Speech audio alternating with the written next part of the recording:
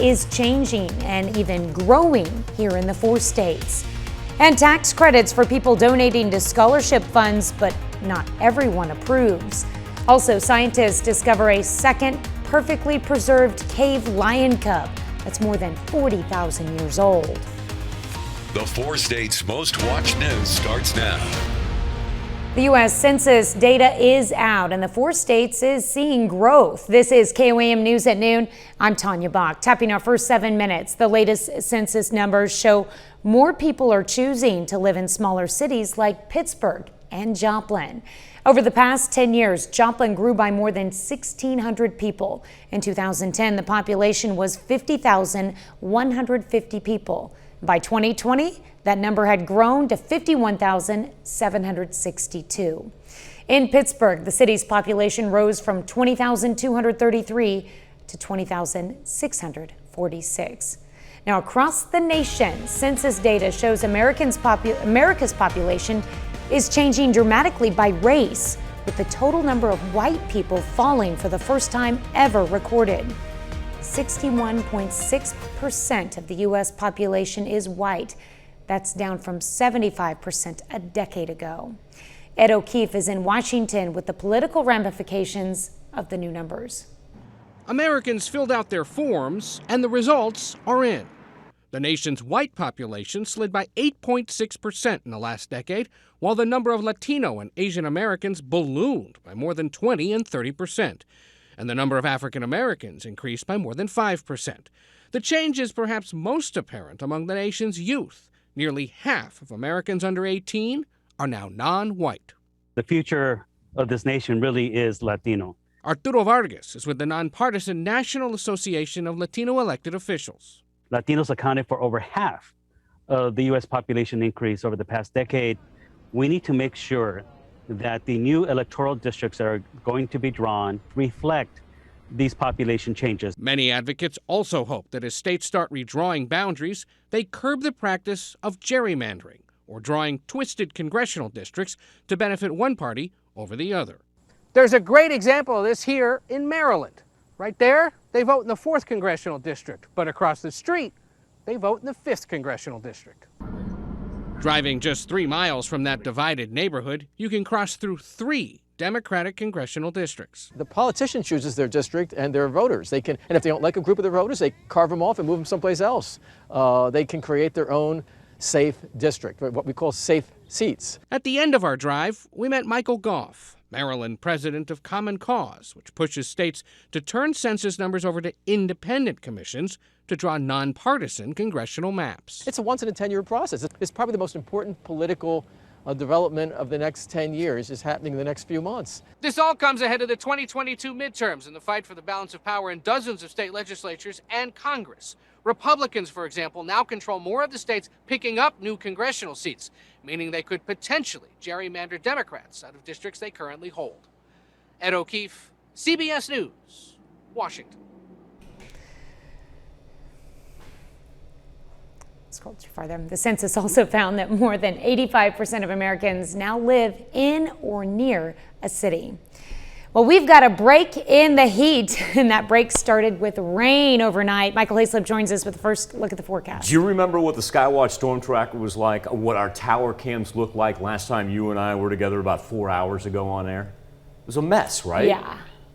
We're actually trying to get some blue sky to pop out, and we've got a Skywatch Storm Tracker that that's the extent of it. That's what's left. Now, if you've got a different shift of time or something like that, maybe you slept through it. I tell you what, we had a thunderstorm mess on our hands earlier.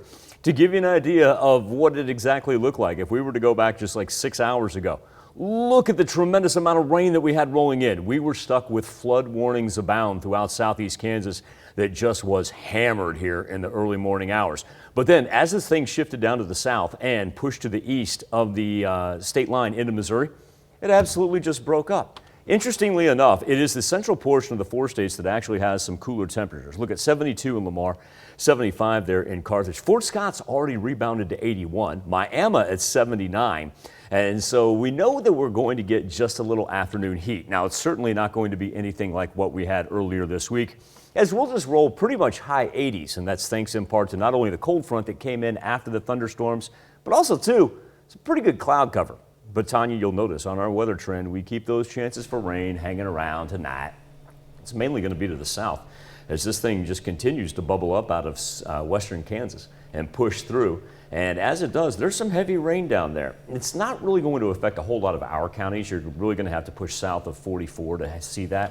But if you got a weekend trip and you're headed down to Tulsa or something like that, please know that that is going to stand in your way. Pretty good seasonable temperatures as we head into the weekend. Coming up here in just a little bit, I'm going to show you some impressive rain amounts, not only from our area, but if you just jaunt, I don't know, everybody around here is familiar with Johnson County, right? Pretty close. How about almost a foot of rain? Wow. Since Thursday, that's insane. when they got started, yeah. Yeah, that's a lot of moisture. Thursday night, yeah. All right, thanks, Michael.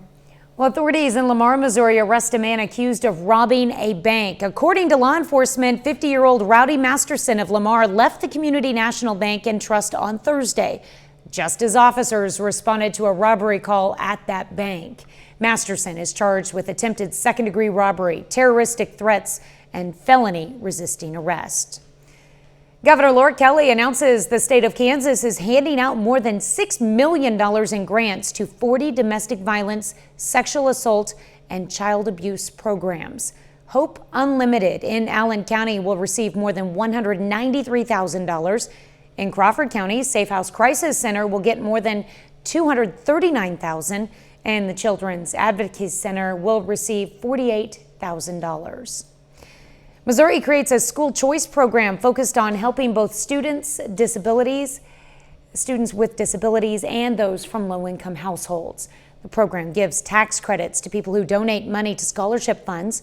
And starting next year, the scholarships will be offered to students with disabilities and those from low-income households, so they can attend a private school or other educational program outside the public school system, though some are pushing against the program.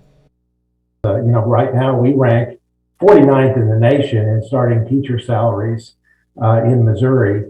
And instead of investing more money into a need like that, we've passed a voucher bill that actually dilutes the resources available to public schools. The program will be available only in cities with populations higher than 30,000. In our area, that means only Joplin, and students who take part in the program will continue to be counted in their home districts for the first 5 years of the program. That's a look at today's top stories and weather in our first 7 minutes. Up next on KOAM News at noon, more than 40,000 years later, 2 mummified cave lions are discovered in Siberia. We'll take you there. And later, we're making a 4-cheese smoked mac and cheese in the Mr. Food Test Kitchen. Scientists are learning more about the animals that once roamed this earth. As Ian Lee reports, the Ice Age may have ended thousands of years ago, but in Russia, many of its secrets are coming to the surface. This box contains a treasure from a previous age, a lion cub. Well, more accurately, a cave lion cub. This now extinct animal died about 43,000 years ago. Named Boris, it was about a month old and is believed to be one of the best preserved Ice Age animals ever found. This lion cub is unique because its skin, skeleton, wool, and organs are well preserved, this scientist says. We hope we'll also find some of its mother's milk to better understand her diet. Another lion cub was found near Boris in Russia's Far East. Named Sparta, it was also about a month old when it died. For thousands of years, northern Russia kept these animals frozen in time, trapped in the permafrost. Now climate change is bringing warmer summers, melting its icy grip, revealing more of the past and the animals like Sparta and Boris who lived there. Ian Lee, CBS News. Now, if these cubs were full grown, they would have been much larger than a modern day lion. Would have been neat to see. Still to come on the KOAM News at Noon, Mr. Food. Are you ready for a creamy mac and cheese that's smoking good? If you are, today's your lucky day. But first, Michael Hayslip returns with your complete forecast.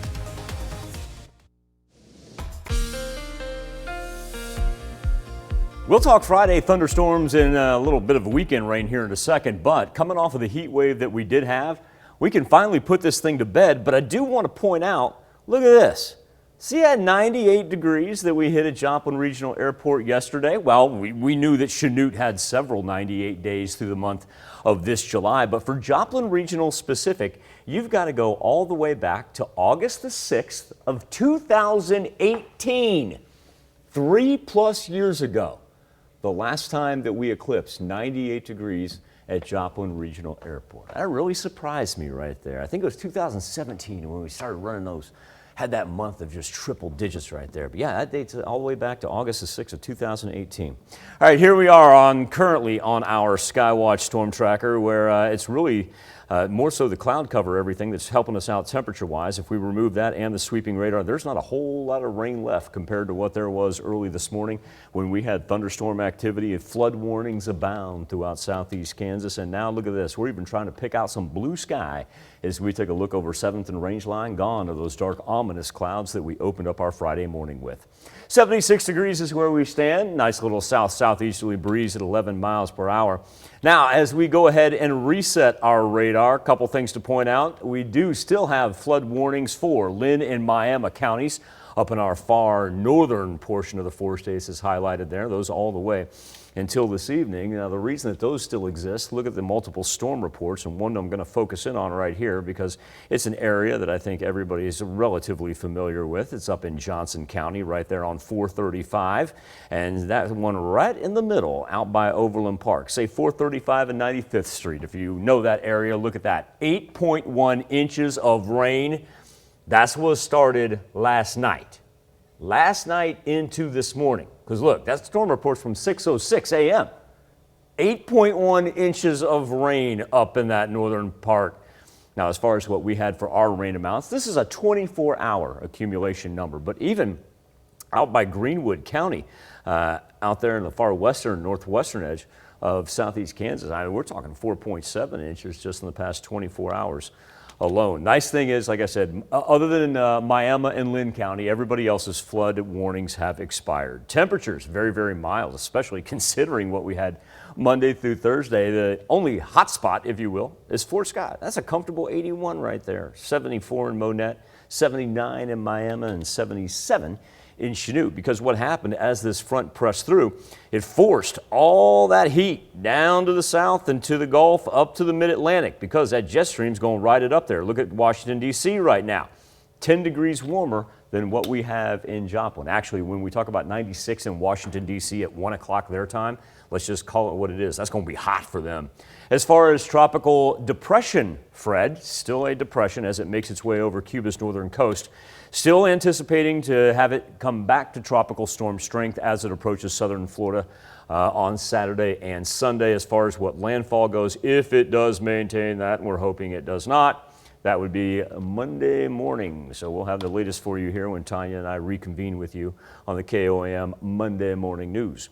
Afternoon planner, we'll go high 80s. I think that that looks a little mild for my taste. I think we'll get up to about 87, 88 degrees. But our rain, honestly, not over, as it shows us on the evening planner there, because it keeps on moving in from the west. But really, you're going to have to be in the southern portion of the 4 states or have a trip down to Tulsa or OKC where you're going to run into it.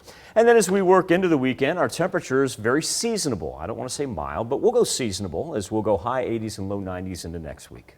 All right. Well, we had the rain this morning. We can do without it tonight. Well, some of us got rain and then some of us were underwater. So. Yes. Buckets. Yeah, it was. Jeez. Yeah, it was. Wow. All right. Thanks, Michael.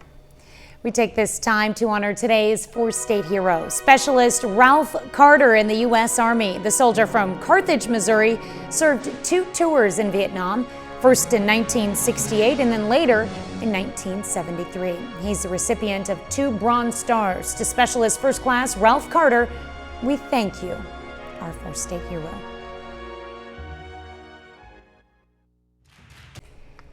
When you think of a smoker, you usually think of a juicy rack of ribs, but today Howard shows us how to get great smoky flavor right in the oven and from a super cheesy mac and cheese dish.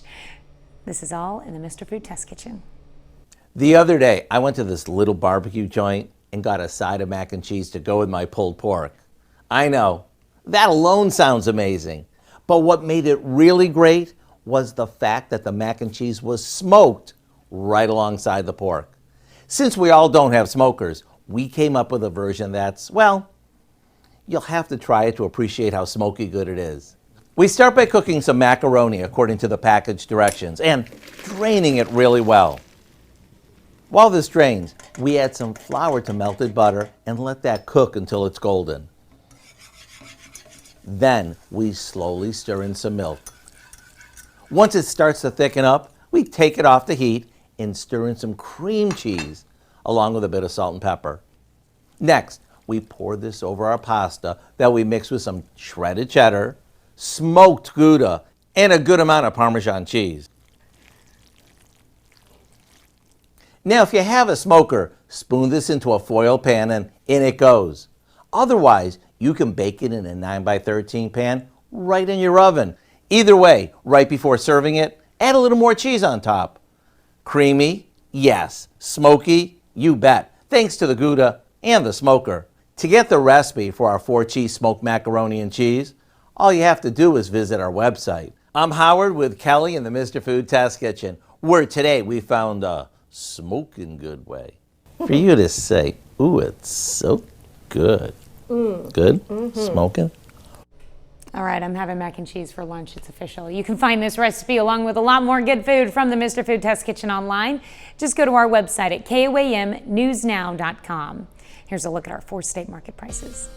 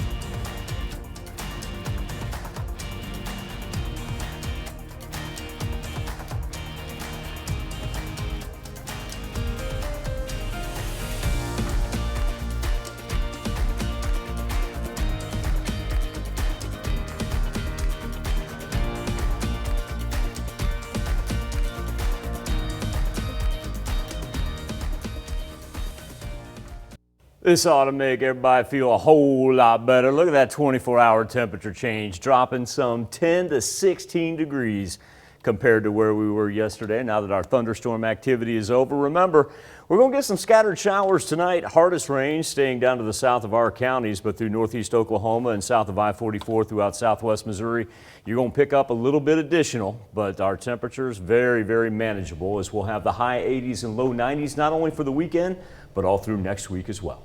Yeah, I can't complain about those temperatures. Look at that That's temperature nice. difference. That is welcome. Yes, very welcome. All right, thanks, Michael. Dog walking weather. Yeah. All right, thanks, Michael. Well, coming up tonight at 5, millions of children get an allowance. For decades, it was paid in cash, but technology is offering a new option. We look at the pros and cons of debit cards for kids. Plus, Freeman Hospital officials discuss death rates of COVID patients and the need for people to get vaccinated. And a cleanup event for the historic downtown of Fort Scott, Kansas. Join us for those stories and much more tonight on the KOAM News at 5. I want to thank you all for joining us here on the KOAM News at noon. Tanya and I will see you again Monday morning. And the rest of the team will see you right back here at 5 o'clock.